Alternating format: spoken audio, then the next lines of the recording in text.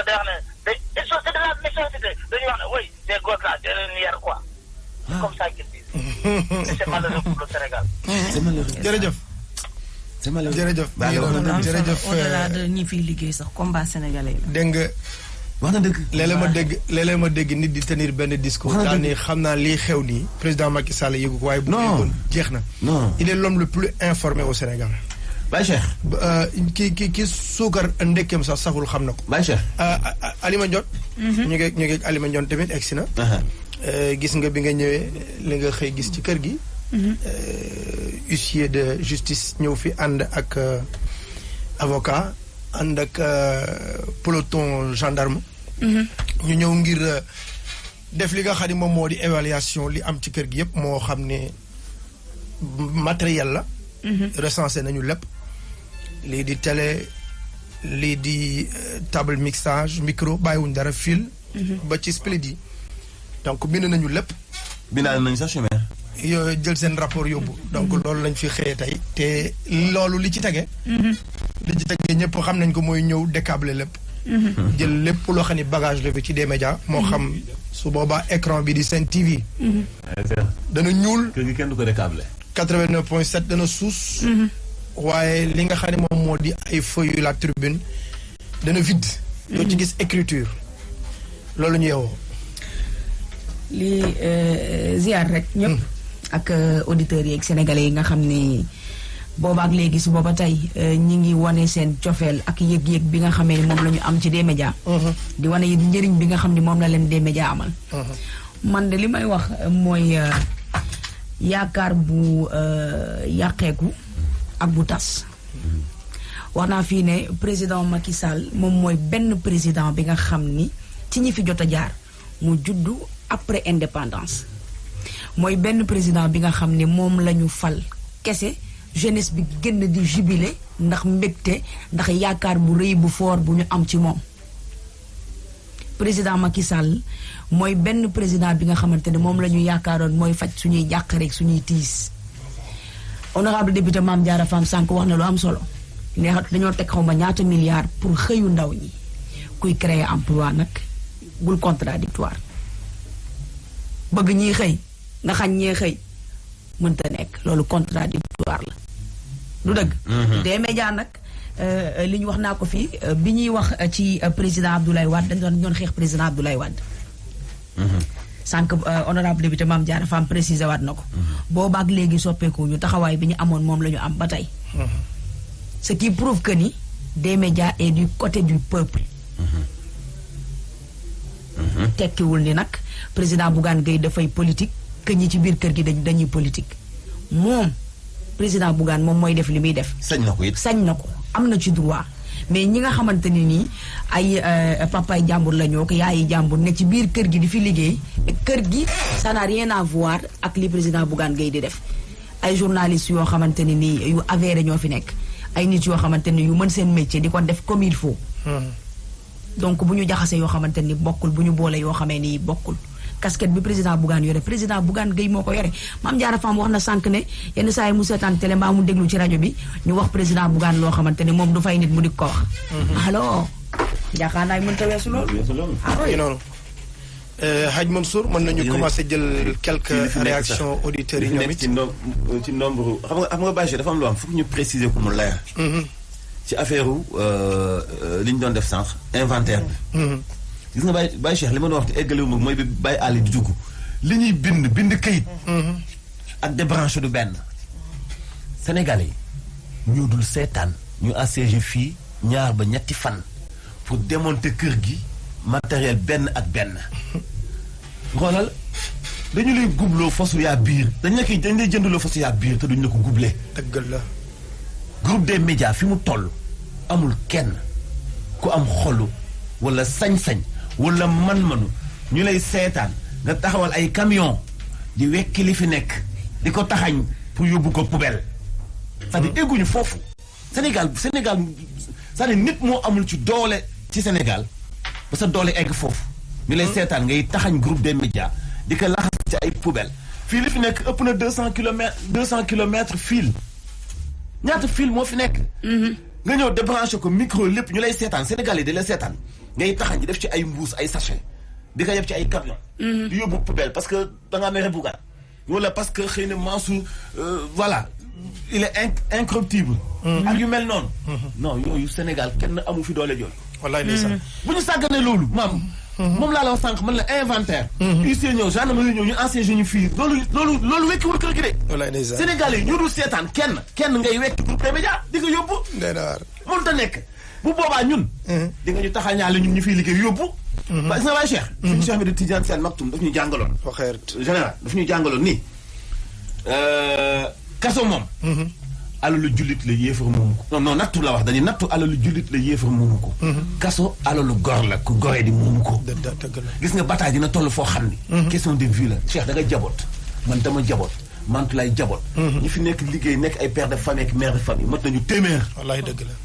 mais au nom de qui ñu toog ñun ñëpp taxaw def nii suñu ay loxo ñu ñëw di wekki fii pendant 2 jours xanaa ñun amuñu ay mbokk dëkk bi mais Alaaji xanaa amuñu aw xeet ci dëkk bi Alaaji ci leen jëm parce que boo liiree li nga xam ni Libération moom la def léegi Libération Pape Alé dafa wax lu leer nee na bu ñu yaakaar kenn ci presse bi nga ñuy jàppale ñun ñëpp dañuy contre waaye xoola ñoo xam dama lay wax rek ne dama lay wax rek ni am na loo xam ne après ci lañu jëm maanaam damay lire texte bi rek pour ngeen déggu ñu ne le fisc déclenche une procédure de saisie le fisc ne lâche pas le groupe des médias après les avis à tiers détenteurs un avocat et un huissier escortés par les gendarmes étaient dans les locaux du groupe de presse pour procéder à l'inventaire du matériel ce en vue d'une procédure de saisie dans un plateau spécial intervention Pape Alé et tout lañ jeexalee seen texte bi wan la ni loolu maanaam mi ngi wan ne suite après bi loolu la. dañu anticiper loolu la maanaam c'est ça en fait. bokk na ci ñoo xam ne en général lu ñu joxe ci info. ci wàllu yoon des na ko gis. Antulaay toog bind xam nga Libération kan moo fa nekk. Cheikh Mbacke Guissé. xam nga ku ko sos. yaa xam mbay. xam nga ñu fa nekkoon ñoom Pape Sarr. laaj leen ñoom ku mu ci doon xam nga fa nga commencé Info 7. bi ñu créé ko ak 7FM. créé ko ak Le Populaire. ñun suñu morom lañu man ak Pape Sarr ak Pape Alé ñoo maase xëy na yow mën na la mag moo tax man la may ma tuuti ma fàttali histoire. bu wax la ni bind bokkul ak réalité. bi ñu créé mais naar bu ndaw bi lu mu wax naar bu ndaw bi lu mu wax Cheikh. doguma la ñu ngi kilifa gi Guèye l'original. waaw original Guèye man moo la général sax original la bëggoon. waaw original. ñu ngi lay dalal. Guèye original ñu ngi. mais damay eggale dafa am solo. dafa am rencontre bu am solo bu war defi léegi. ba doo bàyyi kii mu tënk ci article bi. article dafa am solo de man journaliste maa koy gàttandoo yeneen journalistes yi. parce que ñoo màggandoo. Cheikh Mbacke Guissé on était ensemble groupe Futur Média. ñoom yaa xam ne bi ñuy créé populaire ñu xëy di jaayandoo ñaari populaire ci dëkk bi fi la ñu fekk. bi ñuy créé track di def photo Mame Madior Boye di teg boppam ca kaw di si teg leneen. fii la ñu fekk. dëgg la bi ñuy créé groupe 7 fii la ñu fekk ki nekk tey directeur général bu RTS Racine Talla moo nekkoon directeur général bu 7FM. loolu la ñu wax naan. comprendre nga ñu créé ñoom ñett Cheikh Tall Dioum Bara Tall Youssou Ndour fi la ñu fekk. groupe boobu moo jur tey yaa xam mbay mi créé Libération. groupe boobu moo jur tey Cheikh Mbacke Guissé bi nekk na woon ñu l'Observateur. ma nekk RFM mu nekk l'Obs tey mooy bind moo jiite kër gi di Libération. ñoom ku mu ci doon am nga ak yoon contentieux bu gën a metti boo xam ne saisir wuñu say bagage est-ce que xam ngeen rajo 7FM fan la nekk ba léegi. daanaka. est-ce que mos ngeen dégg place bagage bu ñu saisir mos ngeen ko dégg. waaye ba. populaire jafe-jafe yi ba tey mu mujj ci loxo yi sama xarit Barka Isma Ba ak ña fa nekk xale yi fa nekk di liggéey. dégg ngeen ki da nga lu ñu saisir te xëy nañu gis ñaari populaire yu bokkul ñu koy jaay. gis nañu fii après Bara Tall non Cheikh Tall Dioum créé beneen presse bu tudd La Pointe. moo nekkoon ay ñoom volcan. est-ce que gis ngeen beneen matériel bu ñu saisir. mais ma jambal Diagne mi. ma jambal Diagne mi Premier FM. ni mu traqué woon ma jambal bi yàggul mais boobu. cuut la non c'est que la presse dafa yàgg souffrir de. traque bi Abdoulaye Wade traque. oui ma xëy nañu def journal l'original xëy nañu def journal ci tey. groupe Futur Média ñu ni Abdoulaye Wade dina saisir matériel bi nekk groupe Futur Média ci guddi gi. fajar ñu avant ñuy xëy si fa lañu fekk élément yu gën a ñàng fuuf ci jamono jooju ñii fi nekk ni tey nga xam ñoom ñëpp dañu coloré ci wàllu politique. ndax ñooñu mënoo leen woon sax joxoñ ci wàllu politique. comprendre donc bu ñu ñëwee am ay presse yoo xam ni dañuy nekk en ligne bëgg la jiitu yow ci information di toog di xëppal di xupp opinion bi. affaire bi question d'opinion la. da nga leen naa xoolal du dëgg li ngeen bind. du dëgg parce que man ak yéen la woon ci commencement ba léegi nii. xam ngeen ba xam war nañoo mën a tëj presse bu toll ni groupe des médias wala déet. fetal boo fekkee soxna Touba du la jaaxal. bàyyi tëj nañu Cheikh Tall Dioum Cheikh Mbacke Guissé mi yor Libération. toog nañu guddi l'Observateur. ci entre titre ak titre dañoo xëy si fajar fekk équipe bu Observateur ñëpp démissionné. Thierno Talla Cheikh Omar Ndaw Cheikh Mbacke Guissé et teewul journal baa ngi dox ba léegi. ci la ñu recruté ñoom Aliou Ndiaye.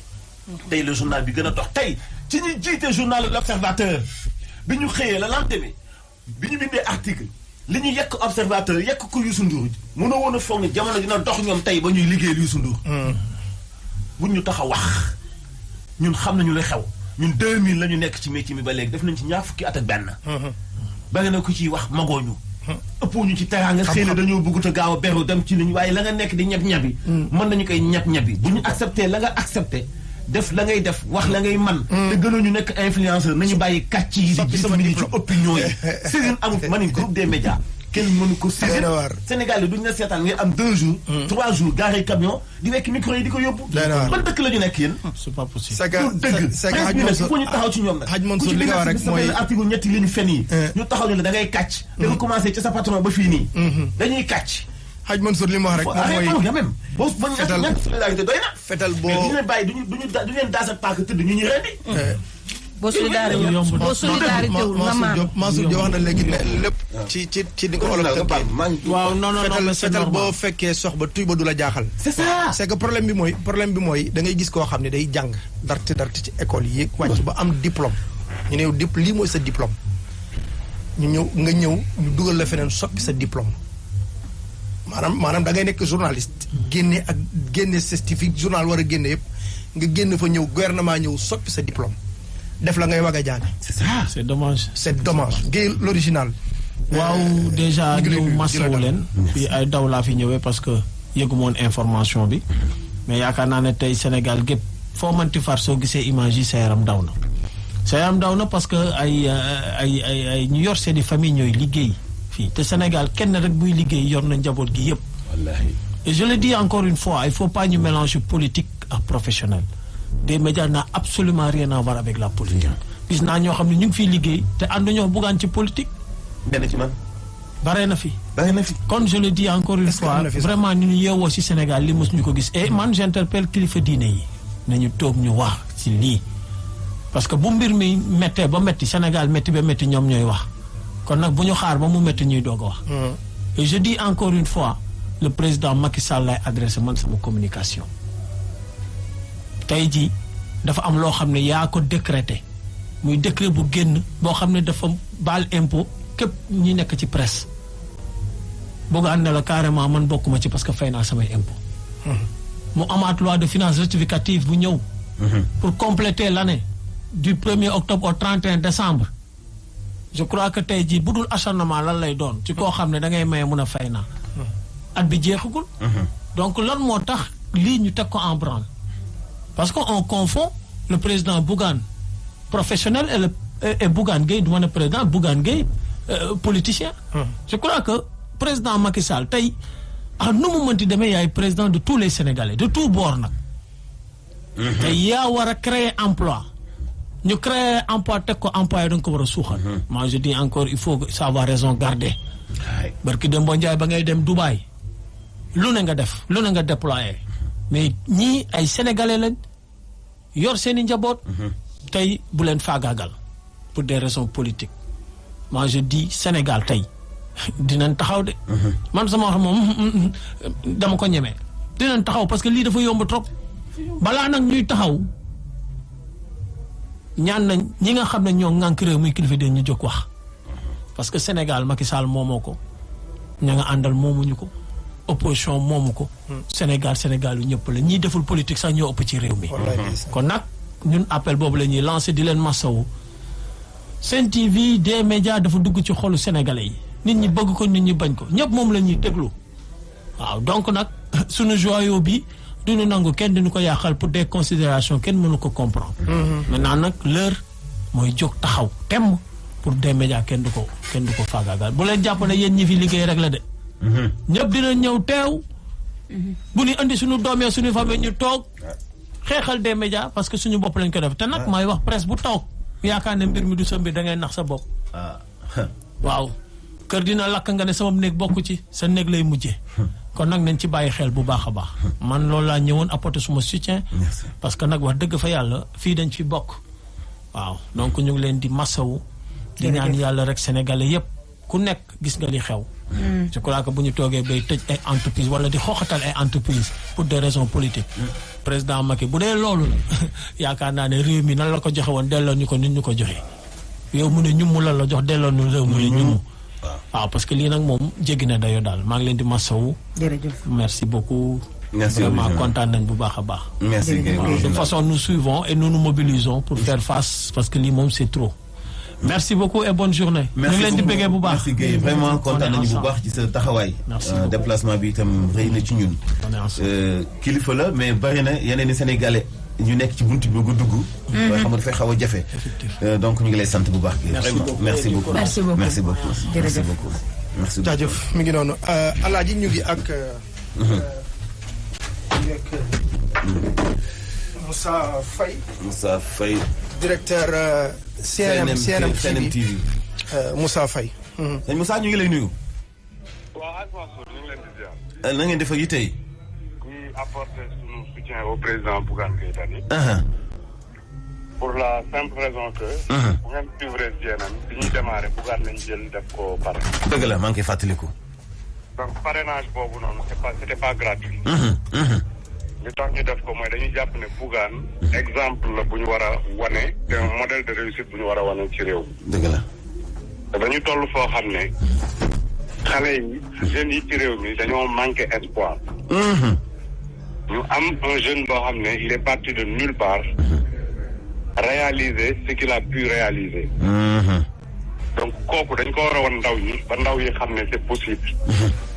muy benn. ñaareel bi je pense que si l'État du Sénégal peut permettre à des étrangers de venir investir au Sénégal ñu defal leen exonération fiscale liñ ci undu mooy entreprise yooyu dañuy créer ay emplois. dëgg la.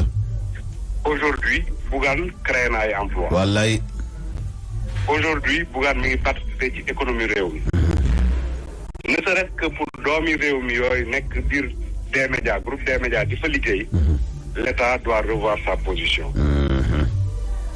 man nag may ñaan sama grand frère Bougane mu am courage. mu continuer am courage parce que am na courage. qu'il reste dans ses positions. mais si possible. si possible de discuter avec les autorités étatiques. parce qu'il faut ñu def différence su Bougane Gueye homme d'affaires. et Bougane Gueye politicien. tout à fait. homme d'affaires dans des situations pareilles. di nga toog xool nan ngay ñoŋalee sa kër waxtaan ak autorité étatique yi pour trouver une solution. homme politique bi day rester sur tes convictions politiques parce que dafa am lu mu soxla. mais quoi qu'il en soit. ñun nous soutenons Bougane jusqu'à la fin. parce que nous estimons que kenn ci réew mi amul droit. Sénégalais liggéey fi lu toll nii mu fi liggéey. ñu ñëw arrêté ko. dëgg la. kenn amul droit boobu. dëgg la. te nag situation yi nii dañ ko war a éviter ci réew mi. dëgg la. parce que non seulement du encourager ñeneen ñiy reyante pour créer des emplois. mais ñiy liggéey sax da leen di sonal. la preuve tey bi ngeen yeewoo ba léegi yéen a ngi ci lii. alors que am na yeneen priorité yoo xam ne. yeneen ci réew mi ñu waroon koo tudd te tudduñ. dëgg la. voilà donc ñu ngi leen di masawu. merci Faye di leen jox tout notre soutien. merci. et vraiment ñuy ñaan yàlla lii yem fi. te yàlla def ci ndox bu set. c'est la première fois que j'interviens sur une radio. dëgg la Faye. mais koo xamul noo koy def nam la defa tax. wallaay dëgg la Faye. voilà donc maa ngi leen di ñaanal yàlla daal. merci beaucoup déjà. merci beaucoup solution am incha allah Faye merci beaucoup Faye.